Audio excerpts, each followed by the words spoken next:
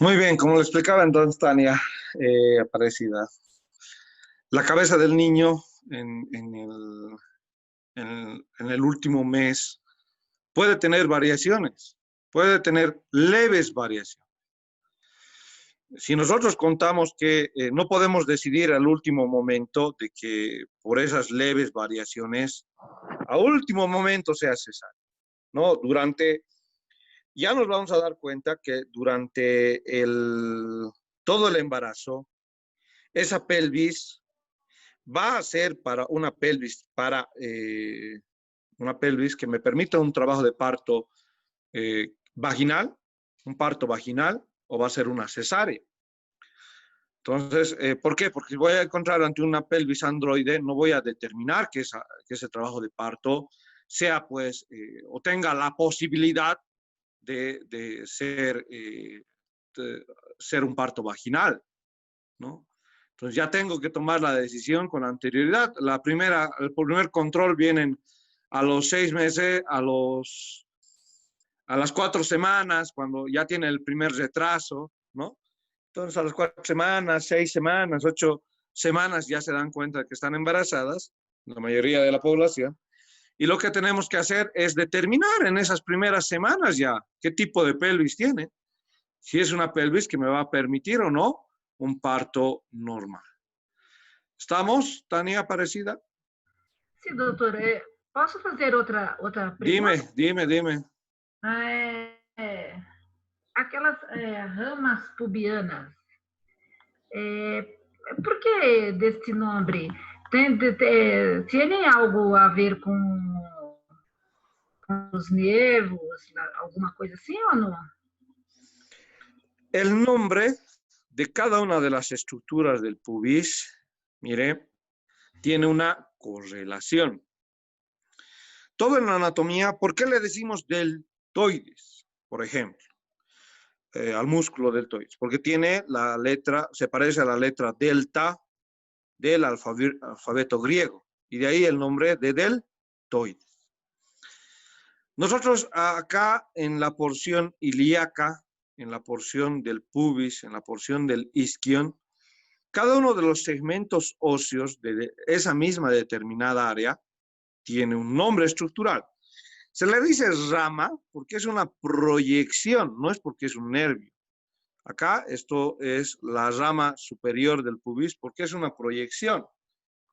¿Recuerdan un árbol? Un árbol tiene ramas, entonces dentro de la misma categorización de un árbol y las proyecciones de dicho árbol, nosotros mencionamos por eso la denominación de rama del pubis, ¿no?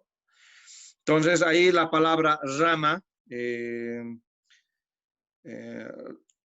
que viene de un colectivo, ramus quiere decir del latín, entonces que viene de algún colectivo, que viene de una masa, entonces que se está proyectando desde esto que corresponde el cuerpo del pubis, desde este segmento.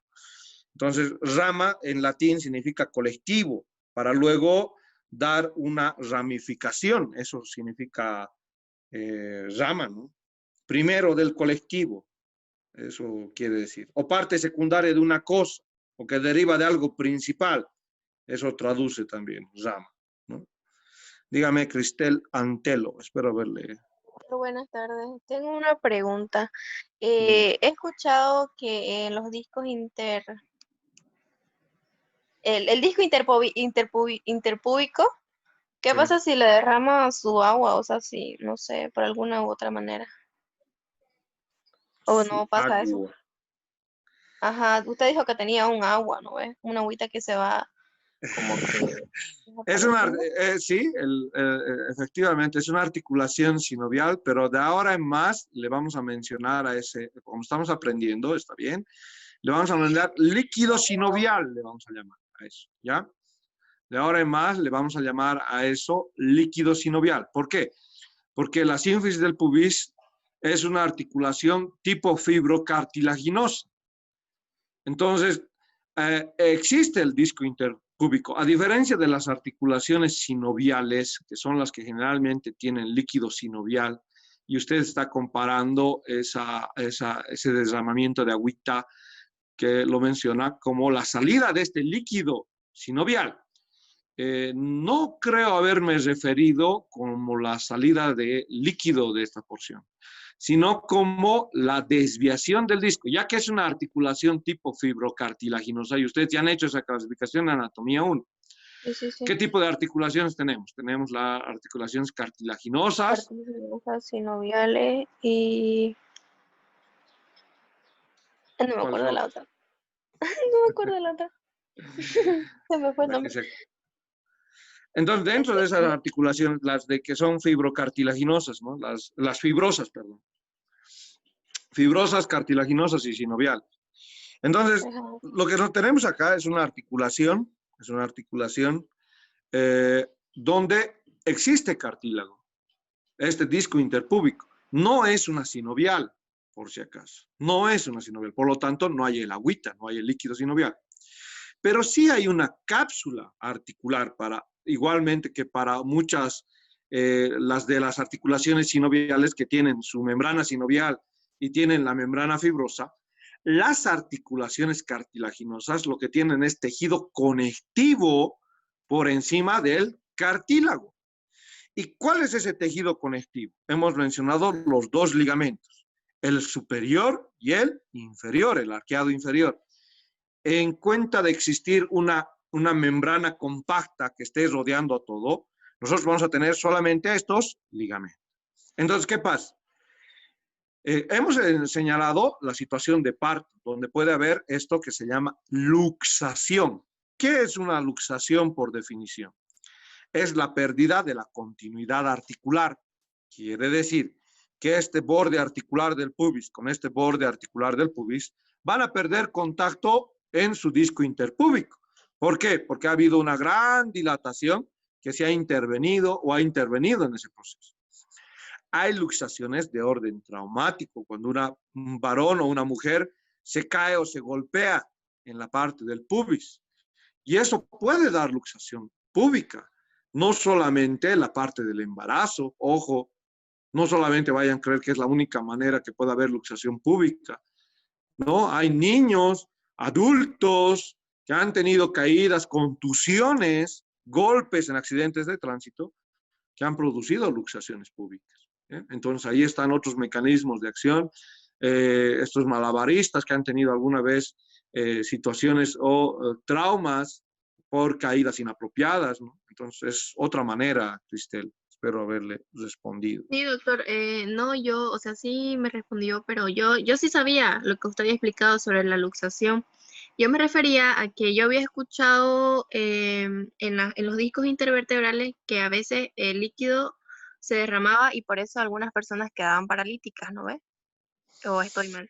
No Yo está había claro, no, está un poquito, le voy a corregir el concepto fisiopatológico, ¿ya? Ya, gracias. Yo Mire, pensaba que algo acá pasaba tenemos, similar aquí. sí, sí, pero no, mire lo que va a pasar en las hernias de disco, por ejemplo. El disco que se tiene a nivel de la sínfisis del pubis no es el mismo disco que se tiene a nivel intervertebral. ¿Por qué? ¿Qué se tiene a nivel intervertebral?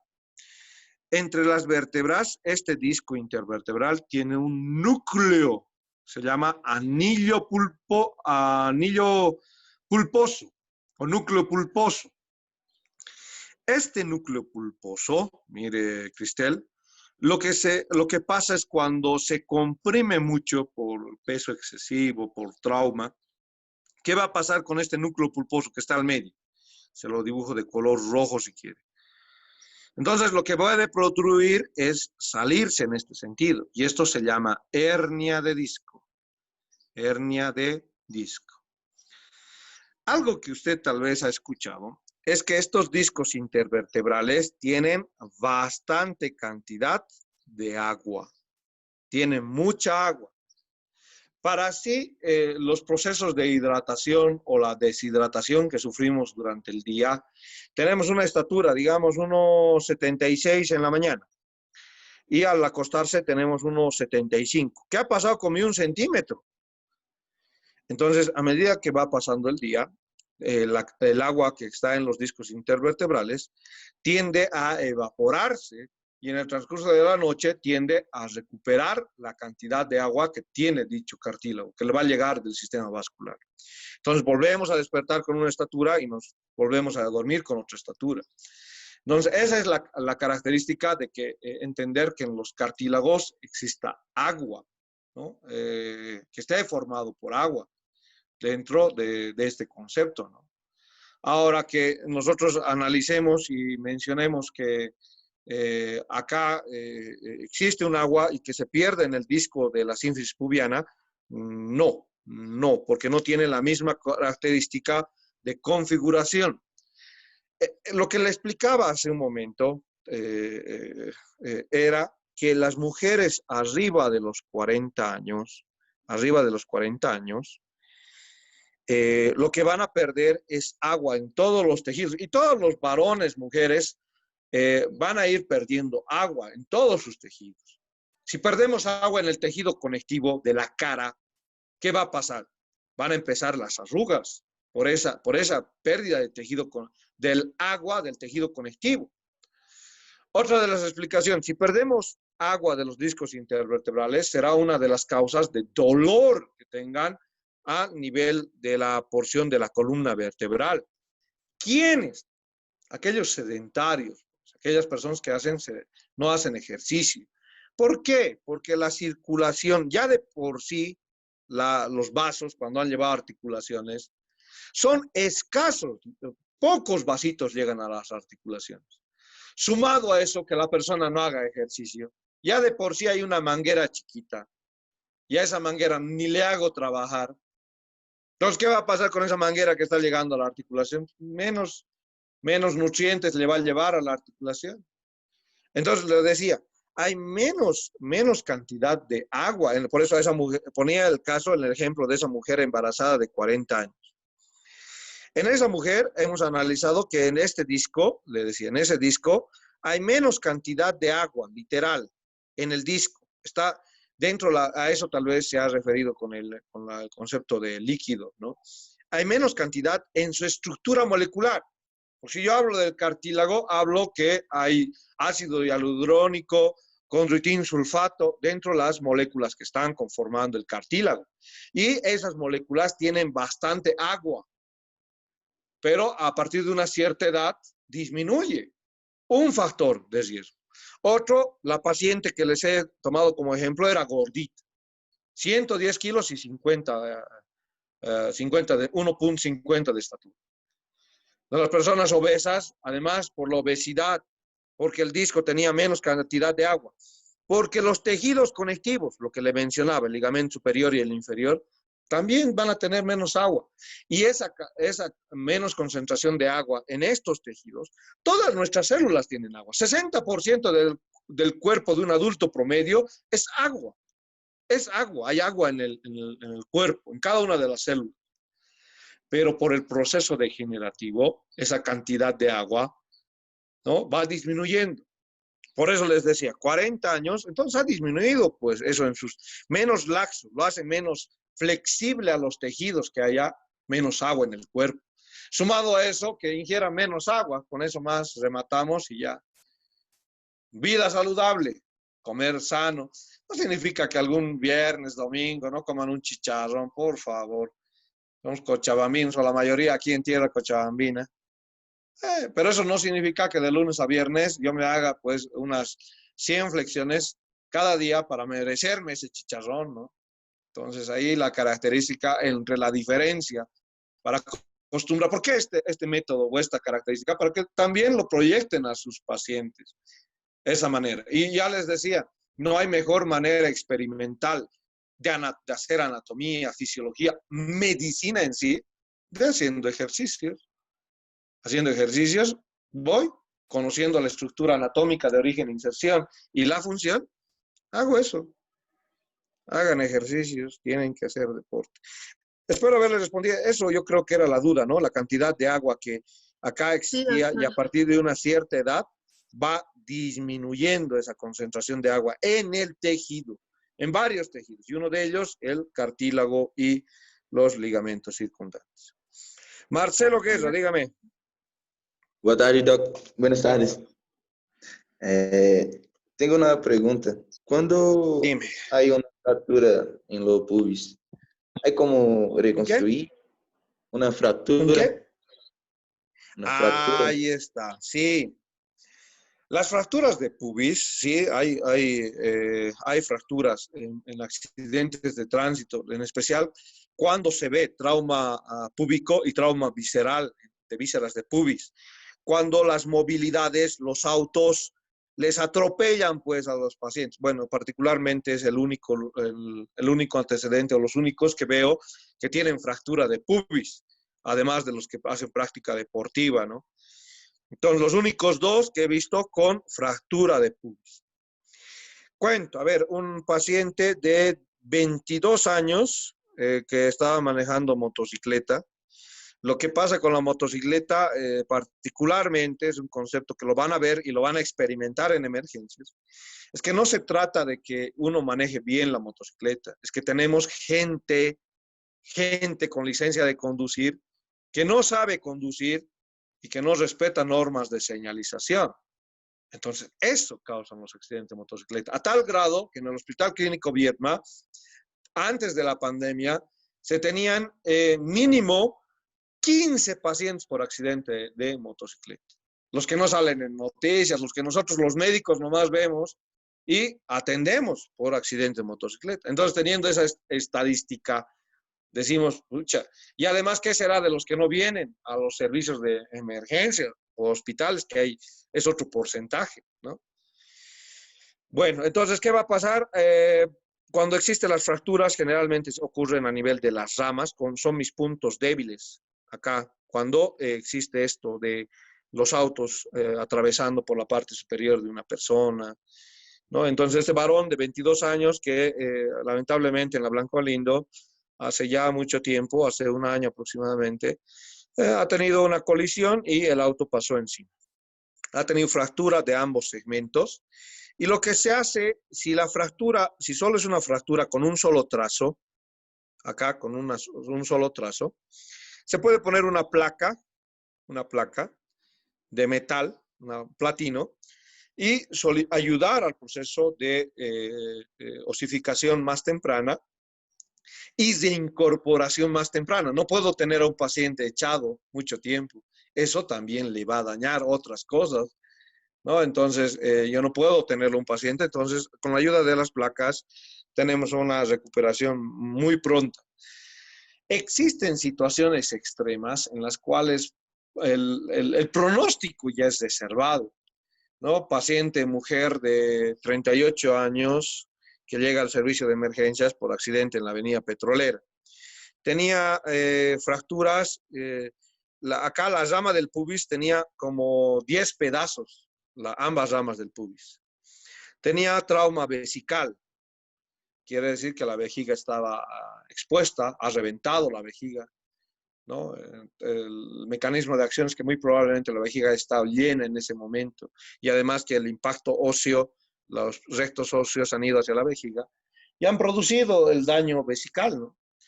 Y daño vascular también de los segmentos, obviamente la arteria vesical superior, inferior, las que vamos a describir ya en esta semana. ¿Y qué va a pasar con este antecedente? La mujer ha ido a terapia, se ha tratado de hacer reconstrucción. En el país, muy pocos, en Bolivia, muy pocos, y en Latinoamérica en sí, muy pocos son capacitados para reconstrucción en vísceras. Y esta paciente necesitaba una reconstrucción. Se ha tratado de realizar una vejiga del intestino, que es uno de los mecanismos que se podía tener o como antecedente de otros países, ¿no? No se ha logrado más de un mes teniéndola en el servicio. Se ha aconsejado que se vayan a donde existe personal médico con experiencia en tratar este tipo de situaciones, ¿no? Ahí está la UNAM de México, a que se vaya al Hospital de México, uno de los más grandes en trauma a nivel Latinoamérica, y para realizar el tratamiento. Bueno, se estaba dirigiendo ahí a su viaje, pero no resistió el traslado y falleció la mujer. Entonces, los traumas, según la gravedad de la lesión, Marcelo, según la gravedad de la lesión, pueden comprometer a otras estructuras más. Y dentro de esas estructuras, las que más nos complican son las viscerales y vasculares. Si fuera solo óseo, no hubiera tal vez tanta complicación, pero el óseo a veces no solamente es una lesión ósea, sino que va y compromete características viscerales, de las cuales vamos a ir hablando ahora, ¿no? ¿Hasta acá alguna duda? ¿Más? No hay más preguntas. Bien, ese tipo de preguntas, créanlo o no, fortifican su formación. A cualquier docente que ustedes gusten hacerla, fortifican su formación. Vamos a hablar de esto que Kay Moore lo menciona como la cavidad pélvica. Esta cavidad pélvica, que tiene una forma de embudo, hemos descrito para tal situación lo que es la pelvis falsa y la pelvis verdadera. La pelvis falsa va a ser parte de lo que es la porción abdominopélvica. Y la cavidad pélvica, propiamente, o la pelvis menor, es la que va a tener estructuras como esta pelvis, acá pelvis verdadera, va a tener estructuras como vejiga, recto, órganos genitales pélvicos, como útero, por ejemplo, en el caso de la mujer, próstata, como en el caso del varón. Vamos a tener vasos sanguíneos, nervios y vasos linfáticos, de los cuales vamos a ir describiendo uno por uno, ¿no? ¿Cómo está limitada esta porción de la cavidad pélvica propiamente? Entonces vamos a describir un segmento anteroinferior. En el segmento anteroinferior vamos a mencionar la parte del... es más el suelo en esta descripción. Si nosotros vemos la pelvis y vemos su disposición oblicua, esto constituye mi porción anteroinferior. Si vemos la porción oblicua del pelvis, esto constituye una parte anteroinferior. Y va a estar formada por el pubis, en la parte de los límites anteroinferiores, estamos describiendo de la pelvis, formado por el pubis. Va a estar formado por las ramas del pubis y el punto medio que representa la sínfisis del pubis. Las ramas, la sínfisis del pubis. ¿Bien? Entonces, eso en relación a la pared anteroinferior. Vamos a describir las porciones laterales de la pelvis, que van a estar formadas, las porciones laterales van a estar formadas por los huesos coxales, lateralmente los huesos coxal. Y vamos a tener también el foramen obturador y la membrana obturatriz. Miren esto que voy a marcar como la membrana obturatriz. Ahí está donde va a estar, primero, acá con celeste, se lo voy a pintar a ustedes, la fascia obturatriz. Ahí está con celeste, la fascia obturatriz. Levantando la fascia obturatriz, que está cubriendo a este foramen obturador, me voy a topar con un músculo. Este va a ser mi músculo obturador interno. Músculo obturador interno. Este es mi músculo obturador interno. Luego voy a tener en una pared posterior o posterolateral que va a estar formada por la parte del sacro y la parte del coxis. Acá voy a tener una pared posterolateral donde voy a tener esto que representa el sacro, esto que representa el coxis. Ahí está el coxis. Y voy a tener alguna porción músculo-ligamentosa de este segmento. ¿Cuál es la porción músculo-ligamentosa de la pared posterior o posterolateral? Voy a tener a mi ligamento, este músculo primero acá, que está solito, en círculo azul. Este constituye mi músculo piriforme. Tiene la forma de una pera, por eso la denominación de músculo piriforme. Se está originando, se origina en el sacro y se va a dirigir por el... Miren lo que va a hacer el ligamento sacrotuberoso. El ligamento sacrotuberoso, justo con la hendidura ciática, la escotadura ciática, van a formar un foramen.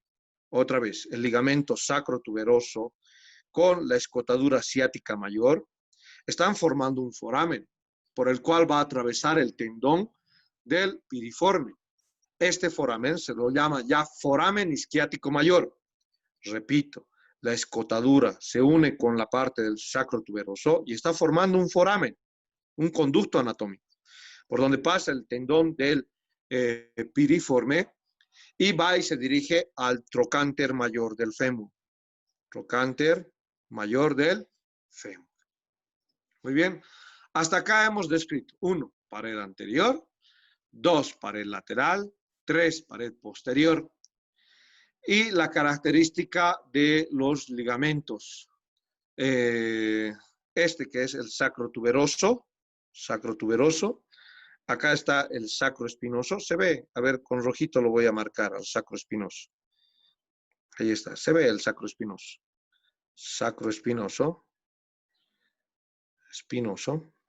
Ahí está el sacroespinoso, sacrotuberoso, sacroespinoso, que van a estar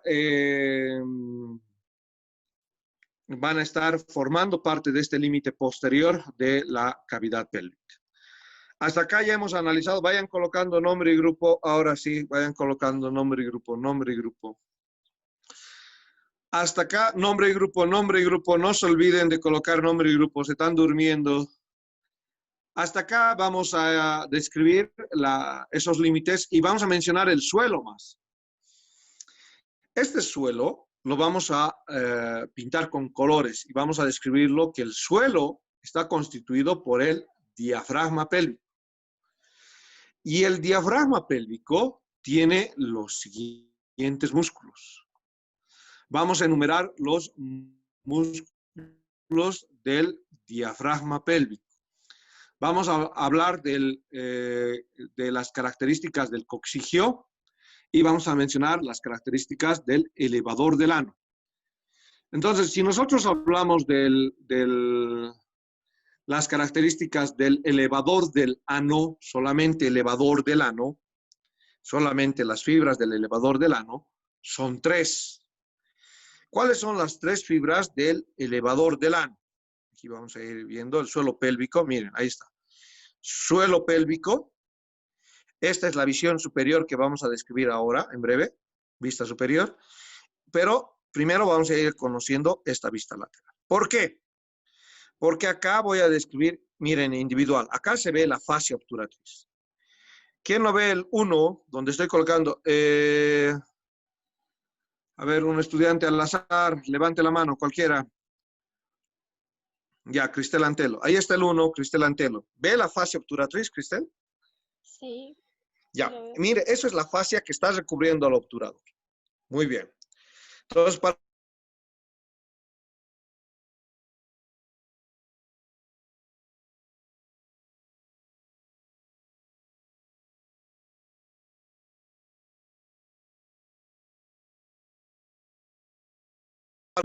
estas fibras del elevador del ano, en este punto, las fibras anteriores representan al tubo rectal.